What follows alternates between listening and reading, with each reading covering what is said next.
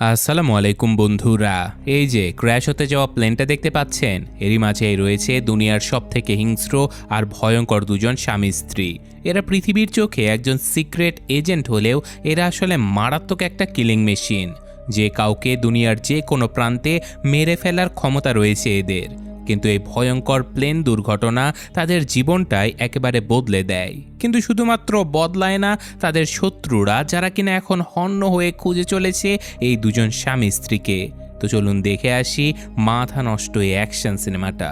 তো গল্পের শুরুতে আমরা একটা শহরের দৃশ্য দেখতে পাই, যেখানে আমাদের মুভির মেইন চরিত্র ম্যাট এবং তার স্ত্রী এমিলির সঙ্গে আমাদের পরিচয় করানো হয়।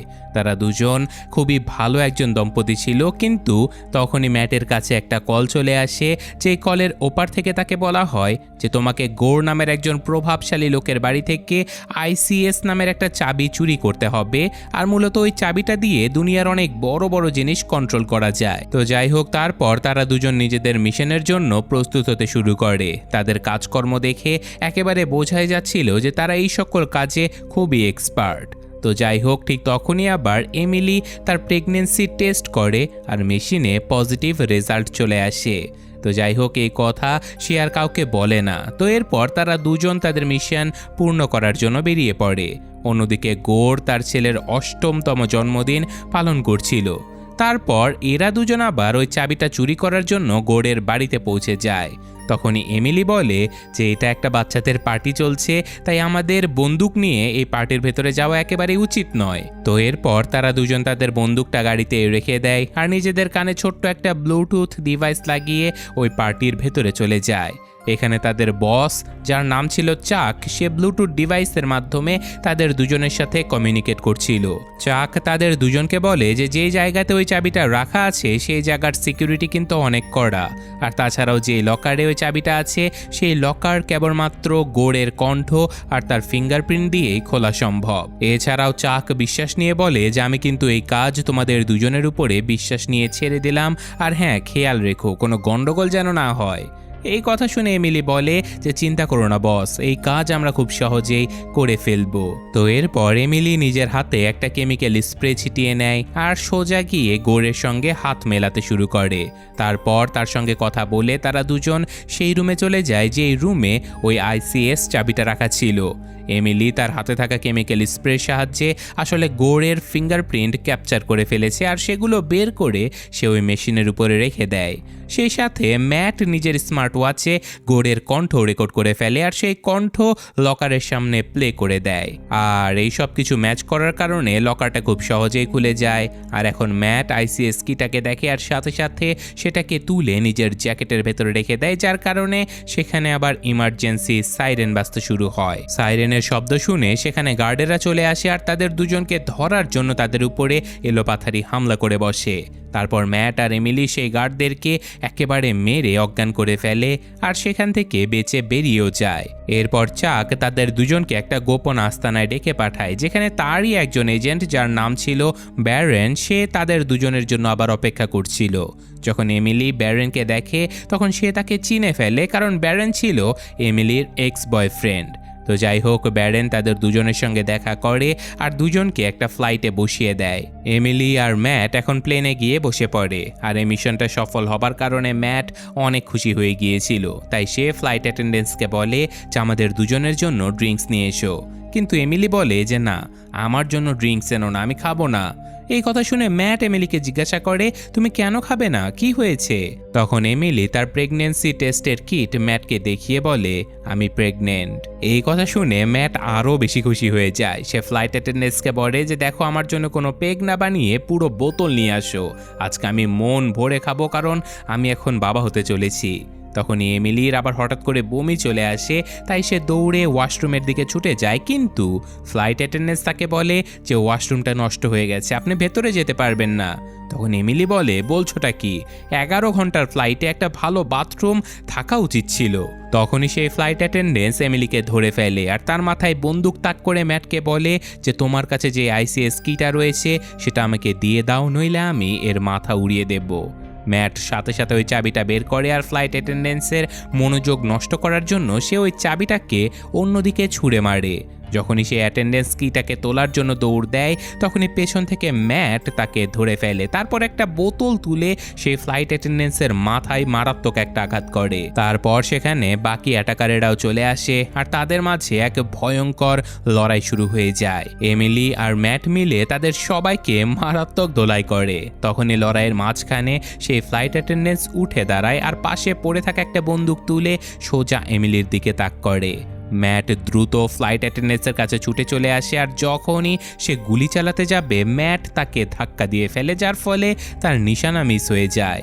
গুলি এমিলিকে তো লাগে না, কিন্তু সোজা গিয়ে সেই প্লেন চালানোর পাইলটের গায়ে লেগে পাইলটটা সেখানে মারা যায়, যার ফলে প্লেন একেবারে আউট অফ কন্ট্রোল হয়ে যায় আর সেটা দ্রুত মাটির দিকে পড়তে শুরু করে। ফ্লাইট অ্যাটেন্ডেন্স আইসিএস কিটাকে দেখতে পেয়ে সাথে সাথে সেটা নিজের হাতে তুলে নেয়।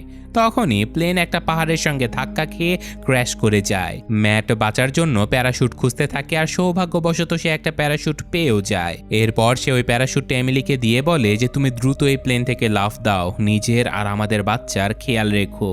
কিন্তু এমিলি তার কোনো কথাই শোনে না, কারণ সে কোনোভাবেই তার হাজবেন্ডকে ছেড়ে পালাবে না এভাবে।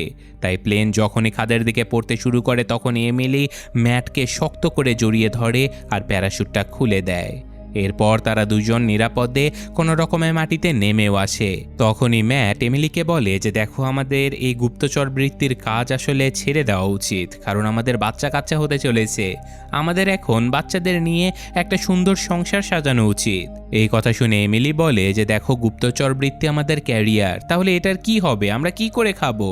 তখন ম্যাট বলে যে দেখো, সবাই এটা মনে করবে যে আমরা দুজন এই প্লেন ক্র্যাশে মারা গেছি, আর এটা আমাদের নতুন জীবন শুরু করার অনেক ভালো একটা সুযোগ। আমার তো মনে হয় সৃষ্টিকর্তা আমাদের ভালোর জন্যই এই দুর্ঘটনা ঘটিয়েছে।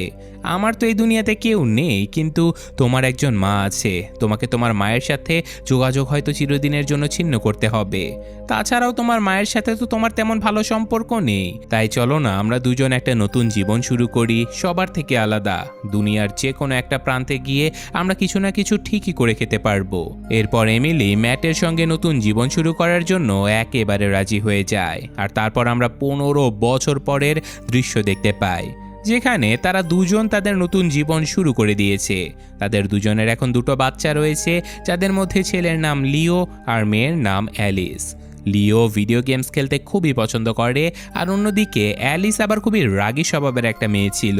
তার মা আর অ্যালিসের মাঝের সম্পর্ক খুব একটা ভালো যাচ্ছিল না, আর তারা দুজন সবসময় কোনো না কোনো বিষয় নিয়ে ঝগড়া করেই যেত।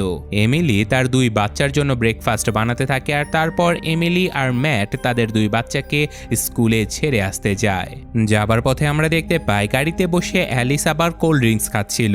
এটা দেখে তার বাবা তাকে ধমক দিয়ে বলে যে সকাল সকাল কোল্ড ড্রিঙ্কস খাওয়া একেবারে উচিত নয়, এতে করে তোমার পেট খারাপ হতে পারে। তো যাই হোক, তারপর তারা তাদের দুই বাচ্চাকে স্কুলে ছেড়ে দেয়। সেখানে অ্যালিস আবার তার বন্ধুদের সাথে গিয়ে দেখা করছিল, কিন্তু এমিলি আর ম্যাট গুপ্তচরদের মতো তাদের বাচ্চাদের উপরে নজর রাখছিল। এমিলি দেখতে পায় যে একটা ছেলে অ্যালিসের হাত ধরে আছে, আর তারা দুজন কিস করতেই যাবে। আর এটা দেখে ম্যাট বলে যে দেখো, আমাদের আসলে ওদের উপরে এভাবে গুপ্তচরগিরি করা একেবারে উচিত হচ্ছে না। এটা ওদের জীবন, ওদের নিজেদের মতো করে জীবনটা কাটাতে দেওয়া উচিত। তখনই অ্যালিস তাদের কাছে কল করে বলে যে আপনারা করছেনটা কি, গুপ্তচরের মতো আমার উপরে নজরদারি করছেন, এটা কিন্তু খুবই খারাপ। তো যাই হোক, এরপর তারা দুজন এখান থেকে বাড়িতে পৌঁছে যায়। তো এখন সন্ধেবেলায় এমিলি সারাদিন তার মেয়ের এমন কাণ্ড দেখে অনেক রেগেছিল। তখনই তার নজর অ্যালিসের ল্যাপটপের দিকে যায়, যেটাতে বারবার কারো মেসেজ আসছিল। এমিলির সাথে সাথে ল্যাপটপটা তুলে নেয় আর সেটা চালু করে দেখে যে ওটাতে পাসওয়ার্ড দিয়ে লক করা রয়েছে। এমিলি ল্যাপটপের পাসওয়ার্ড খোলার অনেক চেষ্টা করে, কিন্তু ওটা কোনোভাবেই খুলছিল না। তখনই সেখানে ম্যাট চলে আসে আর এমিলিকে জিজ্ঞাসা করে তুমি করছো কি? তখন এমিলি বলে যে আমার মনে হচ্ছে আমাদের মেয়ে ওর বন্ধুদের বাড়িতে যায়নি, ও নিশ্চয়ই ওর বয়ফ্রেন্ডের সঙ্গে কোথাও ঘুরতে গেছে। তখন ম্যাট বলে যে দেখো, তোমার এইসব গোয়েন্দাগিরির কারণেই অ্যালিস তোমার উপরে এত রেগে থাকে। কোনোভাবে আমাদের বাচ্চারা যেন জানতে না পারে যে আমরা দুজন একসময় স্পাই ছিলাম। তখনই অ্যামেলির হাত লেগে ল্যাপটপের উপরে থাকা একটা স্টিকার খুলে যায়, যার নিচে ল্যাপটপের পাসওয়ার্ড লেখা ছিল। অ্যামেলির সাথে সাথে সেই পাসওয়ার্ড ল্যাপটপে দিয়ে দেয়, আর তখনই পাসওয়ার্ডটা আনলক হয়ে যায়। আর তারপর তারা দুজন অ্যালিসের সকল বন্ধুদের মেসেজ চেক করতে শুরু করে। যখন তারা মেসেজগুলো পড়ে তখন তারা জানতে পারে যে অ্যালিস কেমিক্যাল অ্যাপোক্লিপস নামের একটা ইভেন্টে গেছে। পেছন থেকে যখন লিও কেমিক্যাল অ্যাপোক্লিপস নামটা শুনতে পায় তখন সে তার বাবা মা দুজনকেই বলে যে কেমিক্যাল অ্যাপোক্লিপস অনেক খারাপ একটা ক্লাবের নাম, ওখানে প্রচুর ড্রাগস আর মদ পাওয়া যায়। এই কথা শুনে ম্যাট আর এমিলির সাথে সাথে অ্যালিসের লোকেশন ট্র্যাক করে আর সেই ক্লাবের দিকে রওনা দিয়ে দেয়। ক্লাবে পৌঁছানোর পরে তারা দেখতে পায় যে অ্যালিস তার বন্ধুদের সাথে ড্রিঙ্কস করতে করতে ড্যান্স করছে। এমিলি আর ম্যাট সাথে সাথে অ্যালিসের কাছে চলে যায় আর তাকে বলে যে তুমি এক্ষুনি আমাদের সঙ্গে বাড়িতে চলো। তখন অ্যালিস বলে যে আমি কেন এখানে থাকতে পারবো না, আমার বন্ধুদেরও তো বাবা মা আছে, ওরা তো এখানে আসতে ওদেরকে বারণ করে না। তখন এমিলি বলে যে আমি কোনো কথা শুনতে চাই না, এই মুহূর্তে বাড়িতে চলো। তখন সেখানে কিছু বখাটে ছেলে চলে আসে আর তাদের দুজনকে বুড়ো বলে তাদের ভিডিও করতে করতে তাদের মজা ওড়াতে শুরু করে, কিন্তু এমিলি আর ম্যাট এতে কোনো পাত্তা দেয় না। এরপর যখন এমিলি তার মেয়েকে সাথে করে নিয়ে যাচ্ছিল তখন একটা বখাটে ছেলে তার মেয়ের হাত ধরে ফেলে, যার কারণে এমিলি প্রচণ্ড রেগে যায় আর সে ওই ছেলেটার মাথা ধরে একেবারে আছাড় মেরে দেয়। তখনই সেখানে আরও একটা বখাটে ছেলে চলে আসে আর তাদের দুজনের উপরে হামলা করে বসে। তারপর এমিলি আর ম্যাট ওই বখাটে ছেলেগুলোকে আচ্ছা মতো পিটিয়ে তাদের উপর থেকে নিচে ছুঁড়ে ফেলে দিয়ে নিজের মেয়েকে নিয়ে বাড়ির দিকে যেতে শুরু করে। বাড়িতে যাবার পথে অ্যালিস তার বাবা মাকে জিজ্ঞাসা করে যে আপনারা কিভাবে জানলেন আমি এখানে আছি। তখন এমিলি বলে যে আমরা তোমার ল্যাপটপ থেকে জানতে পেরেছি তুমি এখানে এসেছো। তখন অ্যালিস রেগে গিয়ে বলে যে আপনারা আমার ল্যাপটপ চেক করেছেন, আমি আর আপনাদের সঙ্গে থাকবো না, আমি জলদি গ্র্যাজুয়েশন শেষ করে দূরের কোনো কলেজে চলে যাব। তারপর ফাইনালি তারা বাড়িতে পৌঁছায় আর বাড়িতে পৌঁছে অ্যালিস এমিলি আর ম্যাটকে জিজ্ঞাসা করে আপনারা ওই ছেলেগুলোকে আচ্ছা মতো পিটিয়েছেন, কিন্তু আপনারা এত ভালো ফাইট করা কোথা থেকে শিখেছেন? তখন এমিলি এলিসের সাথে একটা মিথ্যে কথা বলে যে আমরা আসলে জাপানে মার্শাল আর্টসের ক্লাস করেছিলাম, যেটার কারণে আজ ওই বখাটে ছেলেগুলোকে আচ্ছা মতো পেটানো গেছে। যাই হোক, এখন পরদিন সকালে ম্যাট বসে খবরের কাগজ পড়ছিল, তখনই তার বাড়ির ডোরবেল বেজে ওঠে। ম্যাট গিয়ে দরজা খোলে আর দেখতে পায় যে দরজাতে তাদের সেই পুরনো বস চাক দাঁড়িয়ে আছে, যে কিনা 15 বছর আগে সেদিন গোড়ের বাড়ি থেকে আইসিএস কিটা চুরি করার মিশন তাদের দুজনকে দিয়েছিল। ম্যাট চাককে জিজ্ঞাসা করে তুমি এখানে এলে কিভাবে, আর তুমি কিভাবে জানলে যে আমরা এখানে আছি? তখন চাক সেই ভিডিওটা দেখায় যেটা গত রাতে ক্লাব পার্টির সময় ওই বখাটে ছেলেরা বানিয়েছিল আর সেটা ইন্টারনেটে আপলোড করে দিয়েছিল, যার ফলে ভিডিওটা আবার ভাইরাল হয়ে গেছে। চাক বলে যে আমি এই ভিডিওটা দেখেই বুঝতে পেরেছি যে তোমরা দুজন এখানে থাকো, আর ঠিক একইভাবে এই ভিডিওটা কিন্তু গোড়ের কাছেও পৌঁছে গেছে আর সে এখন তোমাদেরকে খুঁজতে খুঁজতে যে কোনো সময় এখানে চলে আসতে পারে। এরপর চাক তাদের কাছে সেই আইসিএস চাবির ব্যাপারে জিজ্ঞাসা করে। তখন এমিলি বলে যে দেখুন বস, সেটা তো প্লেন ক্র্যাশের সময় হারিয়ে গেছে, এখন আমাদের ওই চাবির ব্যাপারে কোনো কিছুই জানা নেই। তারপর চাক তাদের দুজনকে বলে যে ব্যারন, যে কিনা আমার এজেন্ট ছিল, আসলে সে ওই দিন প্লেনে ফাঁদ পেতে তোমাদের দুজনের উপরে আইসিএস কি চুরি করার জন্য হামলা করিয়েছিল, আর এখন সে গোড়ের সঙ্গে কাজ করে। তারা দুজন যে কোনো সময় তোমাদের কাছ থেকে ওই আইসিএস এর চাবিটা নিতে চলে আসতে পারে। তখনই হঠাৎ পেছন থেকে কেউ চাককে গুলি করে দেয় আর চাক ঝোপের মাঝে পড়ে গিয়ে মারা যায়। হঠাৎ করে অনেকগুলো গুন্ডা সেখানে চলে আসে আর তাদের দুজনের বাড়ির উপরে রীতিমতো বৃষ্টির মতো গুলি চালাতে শুরু করে দেয়, কিন্তু সৌভাগ্যের ব্যাপার হলো যে তাদের বাচ্চারা এই সময় পড়ার জন্য স্কুলে গিয়েছিল। এমিলি আর ম্যাট গুলি থেকে বাঁচতে বাঁচতে দ্রুত গ্যারেজে গিয়ে পৌঁছায় আর গাড়িতে বসে সেখান থেকে বের হবার জন্য যখনই বাইরে আসে তখনই সকল গুন্ডারা তাদের গাড়ির উপরে হামলা শুরু করে দেয়, যার ফলে গাড়ির ব্যালেন্স নষ্ট হয়ে যায় আর সেটা আরেকটা গাড়ির সঙ্গে ধাক্কা খেয়ে যায়। তখন গুন্ডারা সেই গাড়ির দরজা খোলে আর দেখতে পায় যে আসলে ওই গাড়িতে কেউই নেই। তখনই হঠাৎ এমিলি আর ম্যাট তাদের কার দিয়ে বাড়ির দরজা ভেঙে বাইরে বেরিয়ে আসে আর ওই গুন্ডাদের ধোঁকা দিয়ে সেখান থেকে পালিয়ে যায়। তখন ওই গুন্ডারাও তাদেরকে ধরার জন্য ওদের পিছু নিতে শুরু করে। এরই মাঝে ম্যাট আবার এমিলিকে বলে যে ওই আইসিএস চাবিটা আমার কাছে আছে। তারপর এমিলি তাকে বলে যে তুমি এতদিন ধরে ওই চাবির ব্যাপারে আমাকে কিছু কেন বলনি? তখন ম্যাট বলে যে আমি চাইনি ওই আইসিএস চাবি কোনো খারাপ মানুষের হাতে পড়ে যাক, তাই আমি ওই চাবির ব্যাপারে কাউকে কিচ্ছু বলিনি। এরপর এমিলি ম্যাটকে জিজ্ঞাসা করে যে আচ্ছা তুমি ওই চাবিটা কোথায় লুকিয়ে রেখেছো। তখন ম্যাট বলে যে আমি ওই চাবিটা ইংল্যান্ডে তোমার মায়ের বাড়িতে লুকিয়ে রেখেছি, কারণ আমার বিশ্বাস ছিল যে যাই হয়ে যাক না কেন তোমার মায়ের বাড়িতে কেউ ওই চাবিটা খুঁজতে যাবে না। তখনই গুন্ডারা গুলি চালিয়ে তাদের গাড়ির পাশের কাঁচটা ভেঙে ফেলে। আর যখনই ওই গুন্ডা আর স্নাইপারেরা রিলোড করে দ্বিতীয় রাউন্ড গুলি চালাতে যাবে, তখনই ম্যাট কোল্ড ড্রিঙ্কসকে একটা বোমার মতো ব্যবহার করে। সে কোল্ড ড্রিঙ্কসে ভরা বোতল গুন্ডাদের গাড়িতে ছুঁড়ে মারে, আর যখনই বোতলটা ফাটে গুন্ডাদের গাড়ি একেবারে আউট অফ কন্ট্রোল হয়ে যায় আর পাশে দাঁড়িয়ে থাকা একটা ট্রাকের সাথে গিয়ে সোজা ধাক্কা খায় আর আকাশে ছিটকে উঠে নিচে পড়ে যায়। এভাবেই তারা দুজন গুন্ডাদের হাত থেকে কোনো রকমের রক্ষা পায়। এরপর তারা দুজন দ্রুত অ্যালিস আর লিওর স্কুলে পৌঁছায়, আর তারপর ওই দুই বাচ্চাকে নিয়ে সাথে সাথে তারা এয়ারপোর্টে পৌঁছে যায়। এখানে অ্যালিস জিজ্ঞাসা করে যে মা, আমরা হঠাৎ করে এয়ারপোর্টে কেন আসলাম, আর আমরা আসলে যাচ্ছি কোথায়? তখন এমিলি বলে যে আমরা ইংল্যান্ডে তোমার নানি বাড়িতে যাচ্ছি। এই কথা শুনে দুই বাচ্চাই অবাক হয়ে যায় আর তাদের মাকে বলে যে মা, তুমি তো সবসময় বলতে যে আমাদের নানি অনেক আগেই মারা গেছে, তাহলে আজকে হঠাৎ করে আমরা তার বাড়িতে কি করতে যাচ্ছি?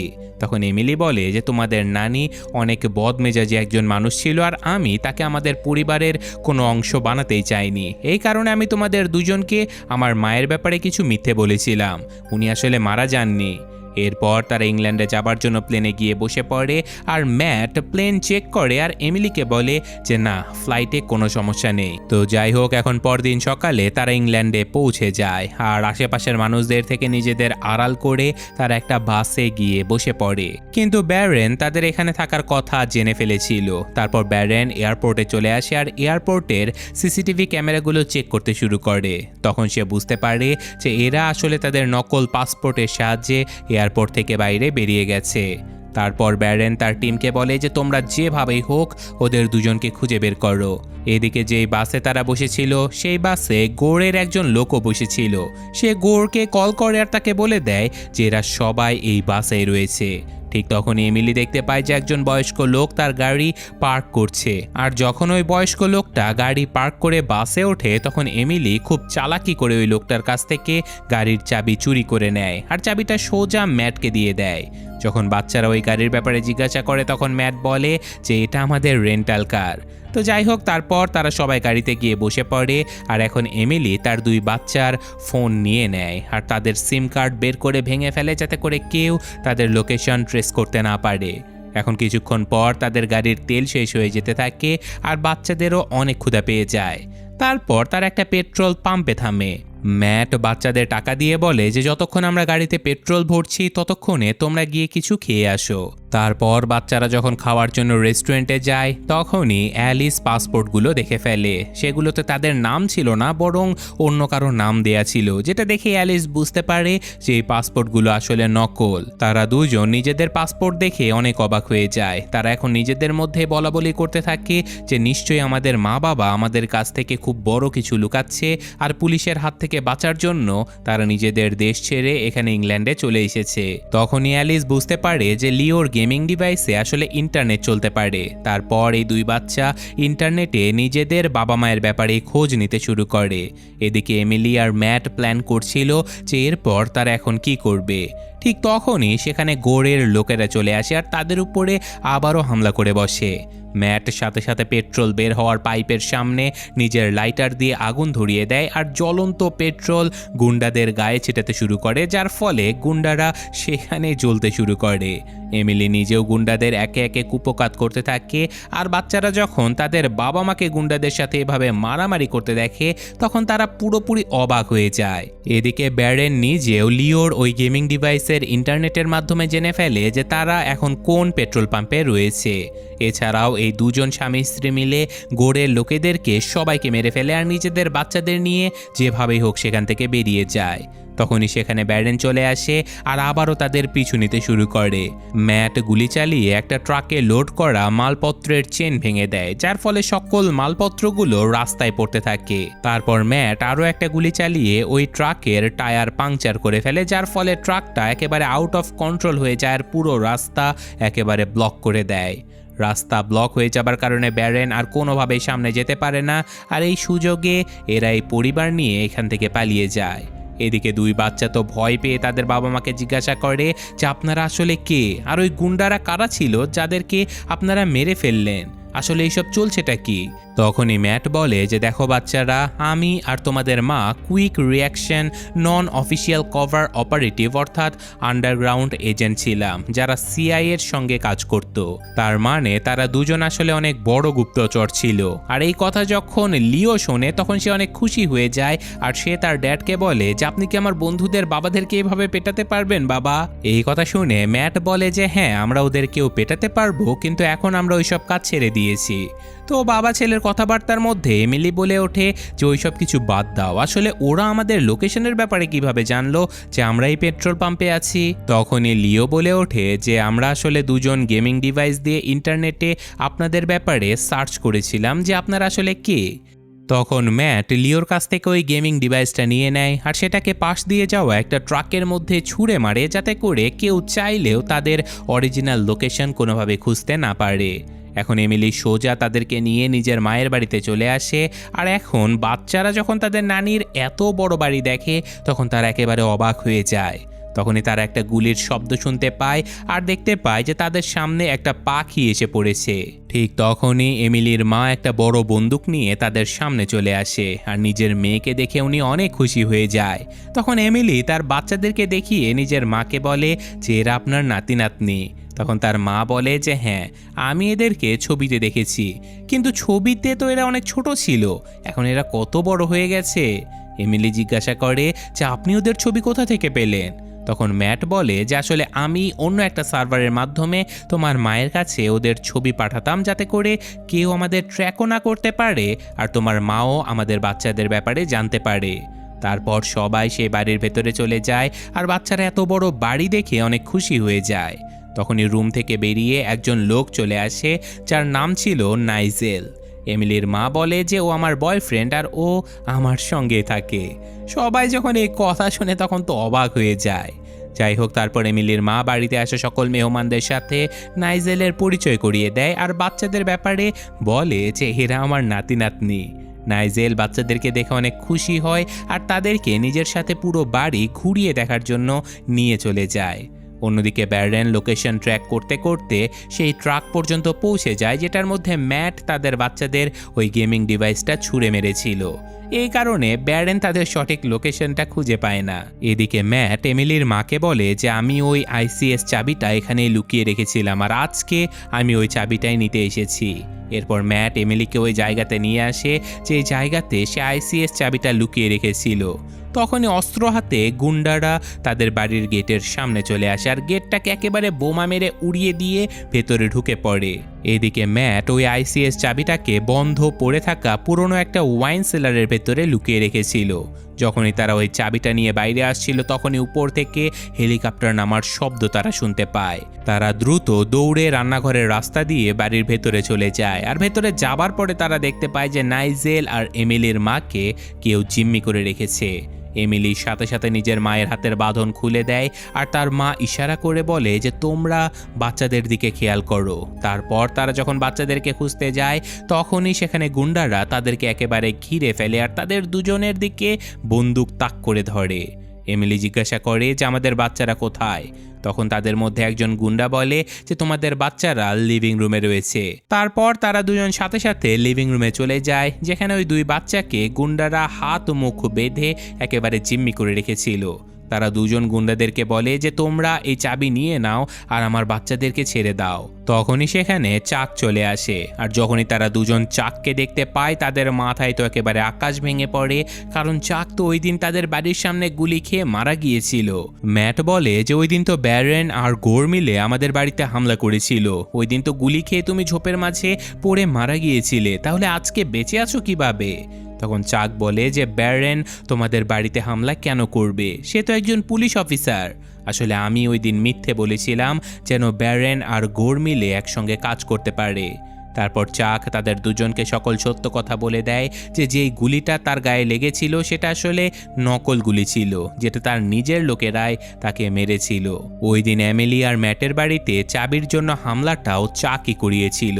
তারপর চাক তাদের দুজনকে বন্দুক দেখিয়ে ওই আইসিএস চাবিটা নিয়ে নেয়। এদিকে রান্নাঘরে এমিলির মা গুন্ডাদের কাছ থেকে বেঁচে আলমারির কাছে চলে আসে আর নিজের বন্দুক বের করে গুন্ডাদের উপরে গুলি চালিয়ে দেয়। তারপর পাশে পড়ে থাকা তেল তুলে নিয়ে সে মেঝেতে ফেলে দেয়। আর যখন বাকি গুন্ডারা তার কাছে আসে তখন পা পিছলে যেতে শুরু করে গুন্ডাদের। তখনই এমিলির মা এই পিছলে পড়ার ফায়দা তুলে ওই গুন্ডাদের বাসনপত্র দিয়ে আচ্ছা মতো পেটাতে শুরু করে। তো এইসবের মাঝে যখনই একটা গুন্ডা নিজের বন্দুক দিয়ে গুলি চালাতে যাবে তখনই এমিলির মা তার হাতে আঘাত করে, যার কারণে তার নিশানা একেবারে মিস হয়ে যায় আর গুলি সোজা গিয়ে নাইজেলের কাঁধে লাগে। এর ফলে নাইজেল ব্যথায় চিৎকার শুরু করে দেয় আর চিৎকার শুনে সকল গুন্ডাদের মনোযোগ রান্নাঘরের দিকে চলে যায়। তখন এমিলি আর ম্যাট ওই গুন্ডাদের উপরে হামলা করার একটা বিশাল সুযোগ পেয়ে যায় আর সাথে সাথে গুন্ডাদেরকে মেরে তারা মাটিতে ফেলে দেয় আর তাদের বন্দুক নিয়ে চাকের দিকেই বন্দুক তাক করে ফেলে। চাক বাঁচার জন্য বাচ্চাদেরকে ঢাল বানায় আর সেখান থেকে পালিয়ে যেতে শুরু করে। তখনই পেছন থেকে কিছু গুন্ডাররা তাদের মাথায় আঘাত করে, যার কারণে তারা দুজনেই সেখানে অজ্ঞান হয়ে যায়। আর তারপর চাক আইসিএস চাবিটা আর বাচ্চাদেরকে নিয়ে এখান থেকে চলে যায়। কিছুক্ষণ পর তাদের দুজনেরই জ্ঞান ফেরে আর তখন এমিলি নিজের মাকে দেখতে পায়। এমিলি নিজের মাকে জিজ্ঞাসা করে, আপনি কি বাচ্চাদের দেখেছেন?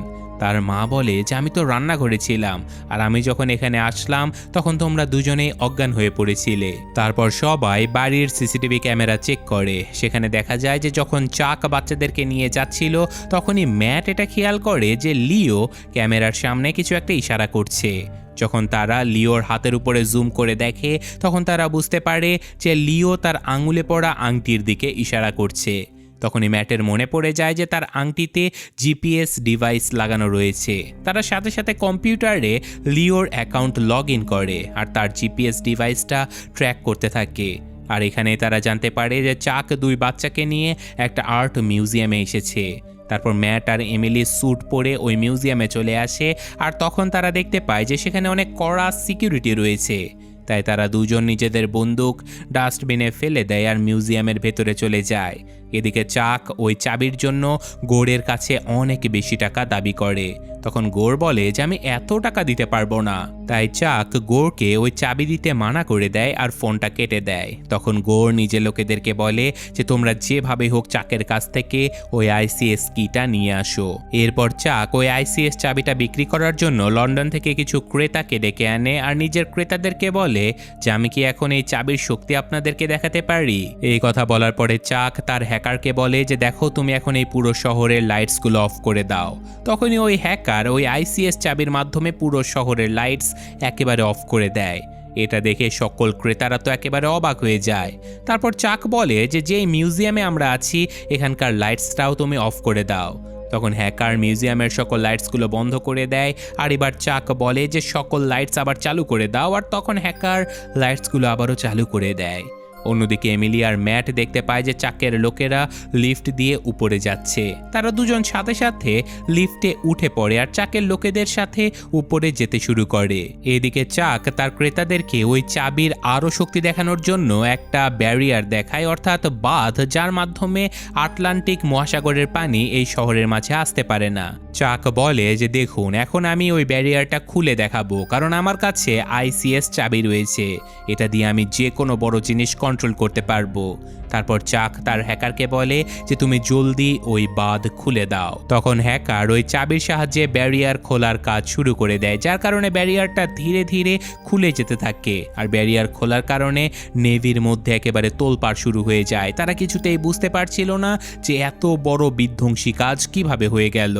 এদিকে ম্যাট আর এমিলি লিফট দিয়ে উপরে উঠে আসে, কিন্তু সেখানে চাকের লোকেরা তাদের দুজনকে সামনে যেতে বাধা দেয়, যার কারণে ম্যাট আর এমিলি চাকের লোকেদেরকে একে একে পেটাতে শুরু করে আর তাদের আচ্ছা মতো ধোলায় করে দেয়। তো এদিকে চাক ওই আইসিএস এর চাবিটা বিক্রি করার জন্য তার ক্রেতাদেরকে বলতে থাকে যে দেখুন এই চাবিটা আপনারা যেই কিনবেন না কেন তার কাছে পুরো দেশের কন্ট্রোল থাকবে, কারণ সে পুরো দেশের ইলেকট্রনিক্স সকল জিনিসপত্র কন্ট্রোল করতে পারবে।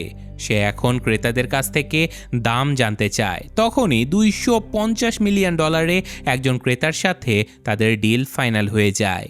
এদিকে যখন এমিলি আর ম্যাট গুন্ডাদেরকে কুপোকাত করে ভেতরে যাচ্ছিল, তখনই সেখানে ব্যারেন চলে আসে। ব্যারেনকে দেখে তারা দুজন প্রচণ্ড ভয় পেয়ে যায় আর তাকে বলে যে প্লিজ তুমি আমাদেরকে গ্রেফতার করো না, কারণ আমাদের বাচ্চারা এখনও চাকের কাছে বন্দি আছে আর আমাদের যেভাবেই হোক বাচ্চাদেরকে বাঁচাতে হবে। এই কথা শুনে ব্যারেন বলে যে আমি তোমাদেরকে গ্রেফতার করব না, কারণ আমি জেনে গেছি যে তোমরা দুজন এই আইসিএস চাবিটা বিক্রি করতে আসোনি। তখন ব্যারেনও এমিলি আর ম্যাটের সঙ্গে মিলে চাককে ধরার জন্য চলে যায়। আর যখনই তারা দরজা খুলে ভেতরে যায়, তখনই চাকের লোকেরা তাদেরকে আটকানোর জন্য তাদের উপরে হামলা করে বসে। আর এই হামলার সুযোগ নিয়ে চাক এখান থেকে পালাতে শুরু করে। তখন এমিলি আর ম্যাট চাকের পিছু নিতে থাকে, কারণ তারা যে কোনো মূল্যে চাককে ধরবে আর তাদের বাচ্চাদেরকে বাঁচাবে। কিন্তু চাক তখন তার কিছু লোকেদেরকে বলে দেয় যে ওই বাচ্চাদেরকে নিয়ে জলদি বোটে পৌঁছে যাও। তারপর চাক বাচ্চাদেরকে নিয়ে নৌকাতে করে নদী দিয়ে পালাতে শুরু করে। আর অন্যদিকে এমিলি আর ম্যাটও চাকের পিছু ছাড়ছিল না। তখনই সেখানে গোড়ের লোকেরা চলে আসে আর তাদের দুজনকেই বন্দুক দেখিয়ে তাদের কাছ থেকে ওই আইসিএস চাবিটা চাইতে শুরু করে। তখন এমিলি বলে যে আমাদের কাছে ওই চাবিটা নেই। তখনই ওই গুন্ডাদের উপরে লেজার লাইট দিয়ে কেউ একজন নিশানা করতে থাকে। অন্যদিকে তাকালে দেখা যায় যে সেটা ছিল এমিলির মা, যে কিনা ওই গুন্ডাদেরকে মারার জন্য স্নাইপার দিয়ে নিশানা করেছিল। তখনই ম্যাট গুন্ডাদেরকে বলে যে যদি তোমরা একটুও নড়াচড়া করো তাহলে উনি কিন্তু তোমাদেরকে উড়িয়ে দেবে। আর এই স্নাইপিংয়ের সুযোগ নিয়ে তারা দুজন ওই গুন্ডাদের বাইক নিয়ে নেয় আর চাককে ধরার জন্য সেখান থেকে দ্রুত বেরিয়ে পড়ে। কিন্তু তখনই সেখানে গোড়ের আরও কিছু লোকেরা চলে আসে আর তাদের পিছু নিতে থাকে। তারা দুজন খুবই দারুণভাবে বাইক চালায় আর সকল গুন্ডাদেরকে নিচে ফেলে দেয়। এরপর তার একটা স্পিড বোটে উঠে পড়ে আর বোট গিয়ে একেবারে চাকের পিছু নিতে থাকে। তখন চাক তার হ্যাকারকে কল করে বলে যে তুমি জলদি ওই আইসিএস চাবিটা নিয়ে নদীর তীরে চলে আসো। আর এই কথা শুনে ওই হ্যাকার চাবিটা নিয়ে নদীর তীরের দিকে যেতে শুরু করে। কিন্তু হ্যাকারকে আটকানোর জন্য নাইজেল হ্যাকারেরই অপেক্ষা করছিল।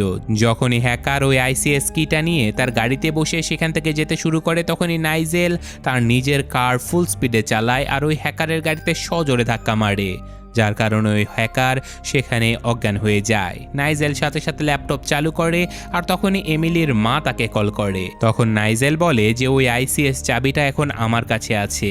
তখন এমিলির মা বলে যে তুমি জলদি ওই ব্যারিয়ারটা বন্ধ করে দাও, নয়তো সাগরের পানি পুরো শহর ডুবিয়ে ফেলবে। তারপর নাইজেল ওই ব্যারিয়ারটা বন্ধ করার চেষ্টা করে, কিন্তু স্ক্রিনে কিছু এরর আসতে শুরু করে আর সে কোনোভাবেই ওই ব্যারিয়ারটা বন্ধ করতে পারে না। তো এখন কিছুক্ষণ চেষ্টা করার পরে সে বুঝতে পারে যে ব্যারিয়ারটা আসলে কিভাবে বন্ধ করতে হবে। সে সাথে সাথে ব্যারিয়ার বন্ধ করার কাজে লেগে পড়ে, যার কারণে ব্যারিয়ার ফাইনালি ধীরে ধীরে বন্ধ হতে থাকে। এদিকে ম্যাট আর এমিলি নিজেদের বোট থেকে লাফ দিয়ে চাকের নৌকাতে চলে আসে আর তাদের গুন্ডাদেরকে মেরে নদীতে ফেলে দেয়। তখনই ম্যাট দেখতে পায় যে ব্যারিয়ারটা ধীরে ধীরে বন্ধ হয়ে যাচ্ছে। তারপর তারা দুজন তাদের বাচ্চাদের লাইফ জ্যাকেট পরিয়ে দেয় আর তাদেরকে নদীতে ফেলে দেয়। তারপর তারা দুজন মিলে চাককে আচ্ছা মতো ধোলাই করে আর তাকে বোটের উপরে ছেড়ে দিয়ে নদীতে লাফ দেয়। আর এদিকে বোট অনেক দ্রুত গতিতে ব্যারিয়ারের দিকে ছুটে যায় আর ব্যারিয়ারের সাথে ধাক্কা খেয়ে ওই নৌকাটায় ব্লাস্ট হয়ে যায়, যার ফলে চাক ওই বিস্ফোরণে খুব বাজেভাবে মারা যায়। তারপর রেস্কিউ টিমের লোকেরা বাচ্চাদের আর তাদের বাবা মাকে নদী থেকে বাইরে বের করে আনে। আর ফাইনালি গল্পটা এখানেই শেষ হয়ে যায়। তো কেমন লাগলো গল্পটা কমেন্টে জানাতে ভুলবেন না। আমার কাছে ওয়ান টাইম ওয়াচ হিসেবে বেশ ভালোই লেগেছে। বাকিটা আপনাদের মন্তব্য কমেন্টে অবশ্যই জানাবেন। আমি আজকের মতো বিদায় নিচ্ছি। আল্লাহ হাফেজ।